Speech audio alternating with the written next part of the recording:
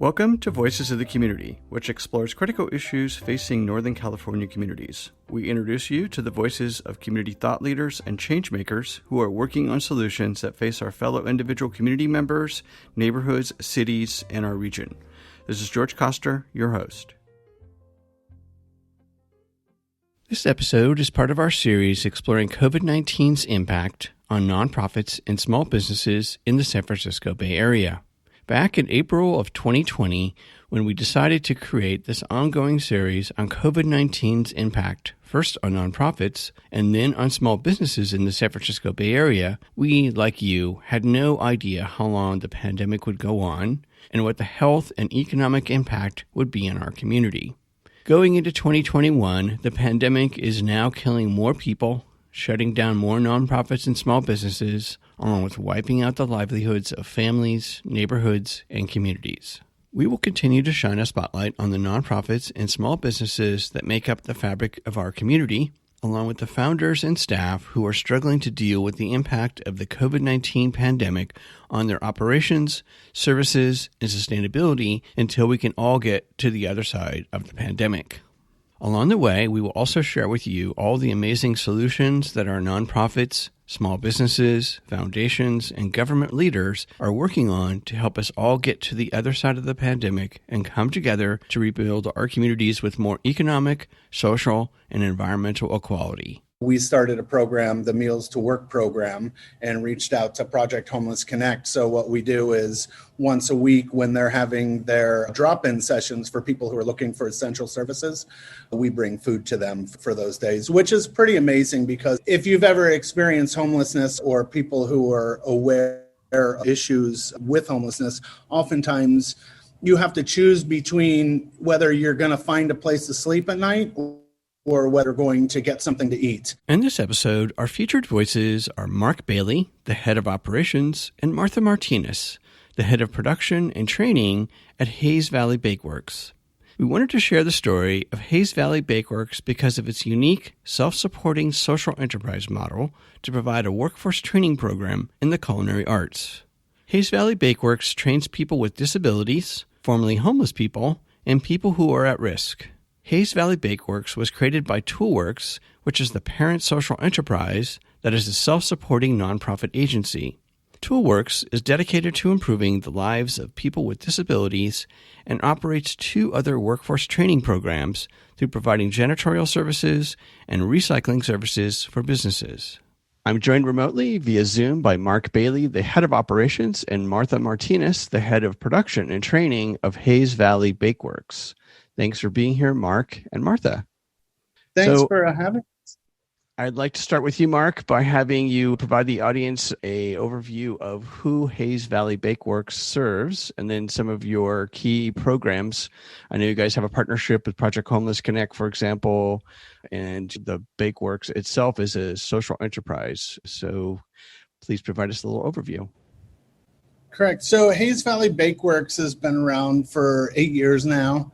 We're a subsidiary of Toolworks organization. They're a nonprofit here in the city, and they do social enterprises, and we're one of their social enterprises. So we do training and employment for people with disabilities and those at risk of homelessness.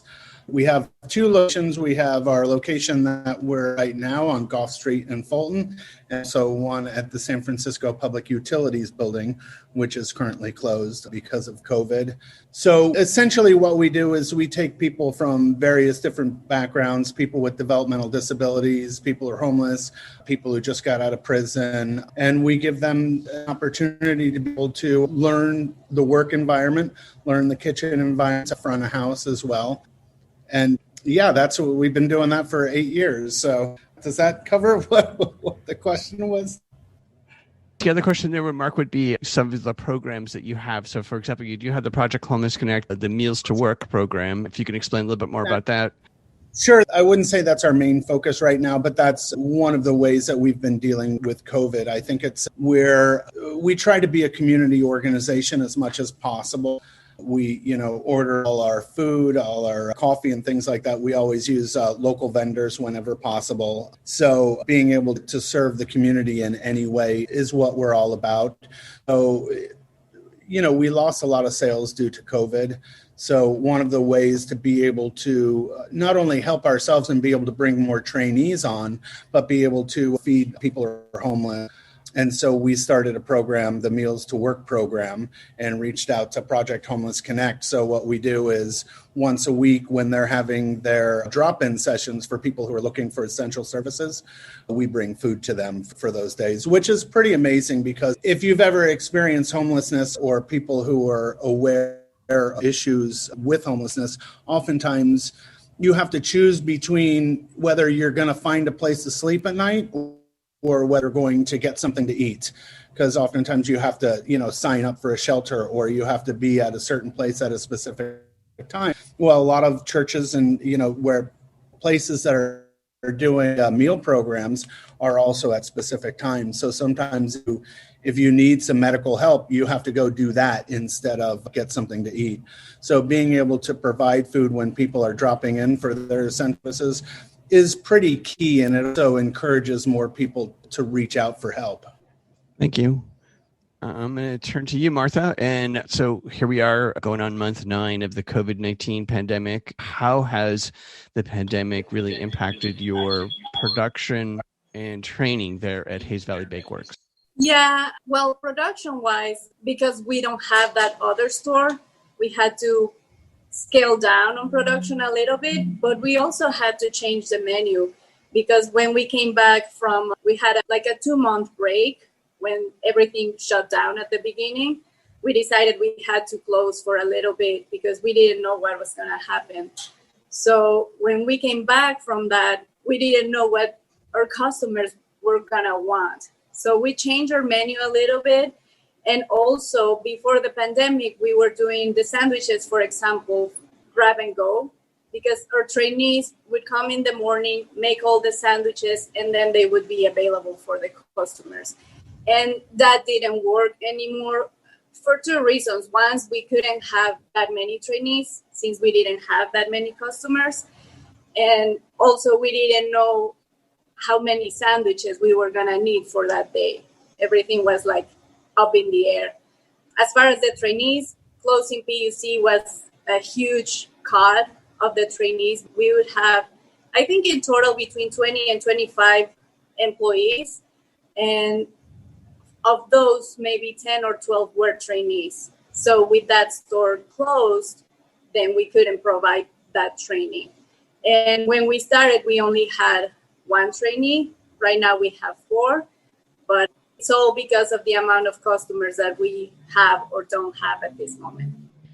And then, Martha, over your years of working there and training, folks to work at Hayes Valley Bakeworks, could you share a story that you feel shows the impact of Hayes Valley Bakeworks on our community? Yes, I think at the beginning we thought that we were going to train people to be amazing cooks.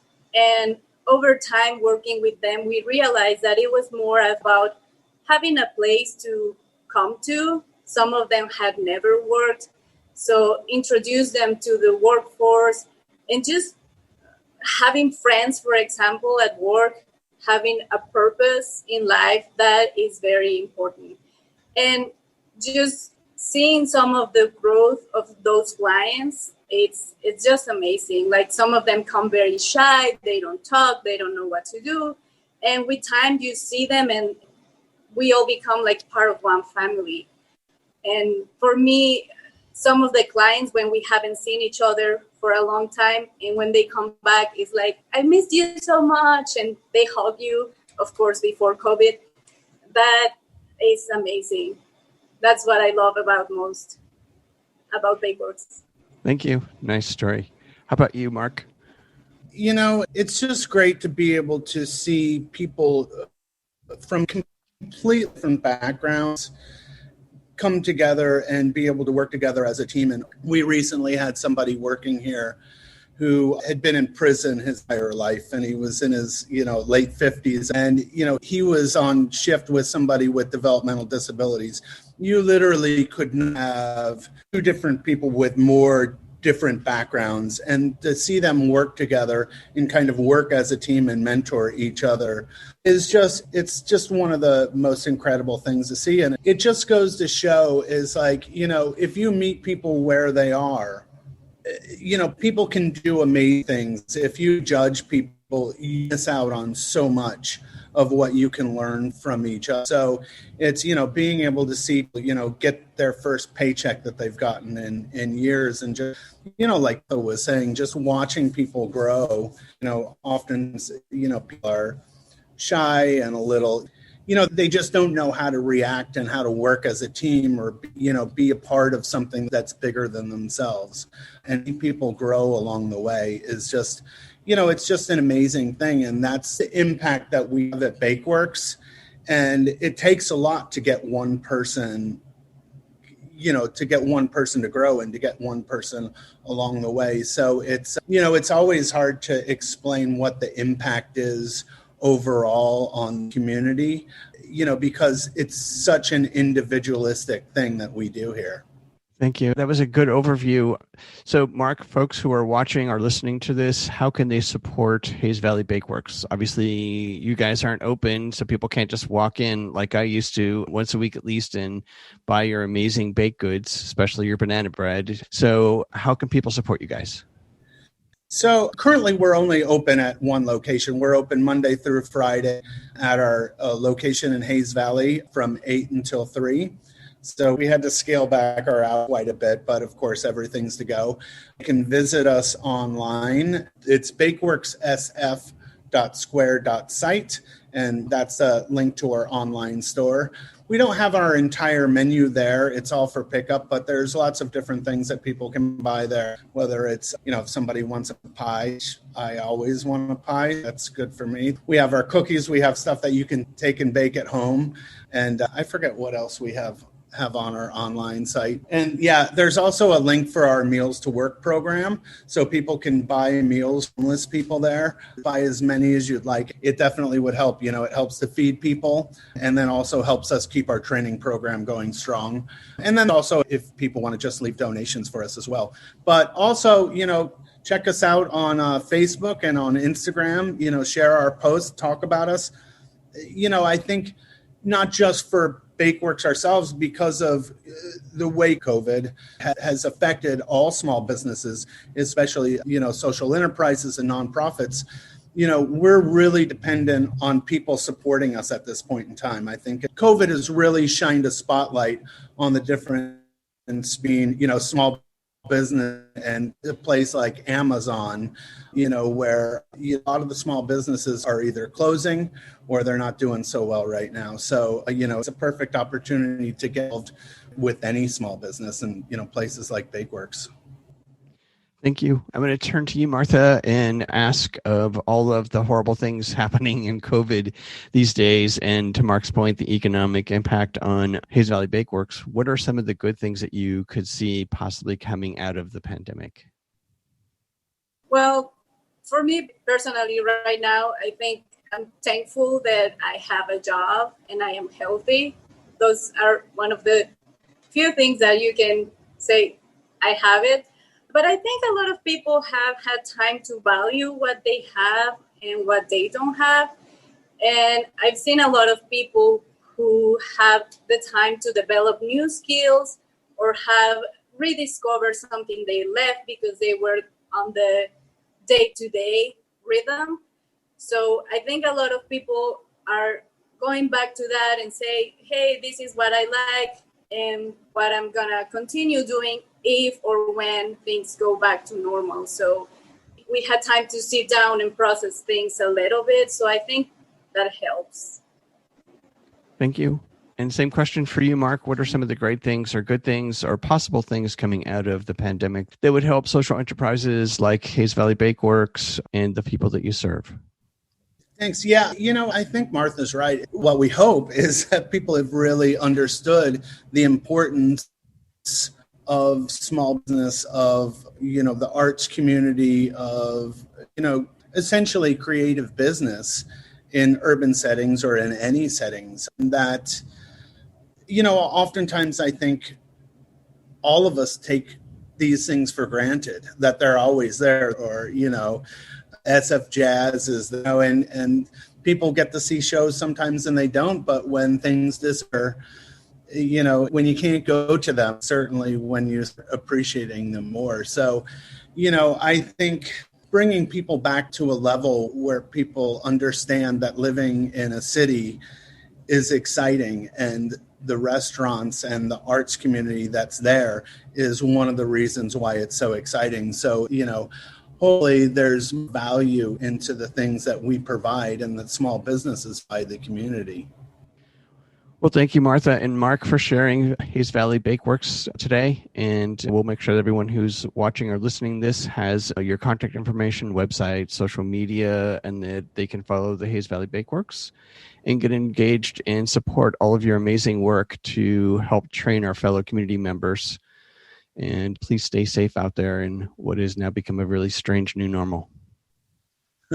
Awesome. Thank you so much for having us, and let's get the word out. That's it for this episode of Voices of the Community. You've been listening to the voices of Mark Bailey, the head of operations, and Martha Martinez, the head of production and training at Hayes Valley Bakeworks. Through our interview in episode 11 with Lori Thomas, the executive director of the Golden Gate Restaurant Association, they estimate that 50% of restaurants will be lost from the pandemic. To find out more about Hayes Valley Bakeworks' culinary arts training program and to support Hayes Valley Bakeworks, go to bakeworkssf.square.site. We hope that you enjoyed the insights, points of view, and personal stories from the voices of changemakers and their nonprofits and small businesses featured in this series. To find out more and get engaged with the nonprofits, small businesses, and staff members featured in the series, please go to my website, georgecoster.com, and click on Voices of the Community to find links to the extended versions of these interviews and to listen to the entire series. After listening to these stories, we hope that you will consider making a donation and volunteering to provide a hand up to your fellow community members. I want to thank my associate producer, Eric Estrada, and Casey Nance at Citron Studios, along with the wonderful crew at the San Francisco Public Press and KSFP. Voices of the Community is a member of Intersection for the Arts, which allows us to offer you a tax deduction for your contributions. Please go to georgecoster.com and click on the donate link to make a donation to help us provide future shows just like this one.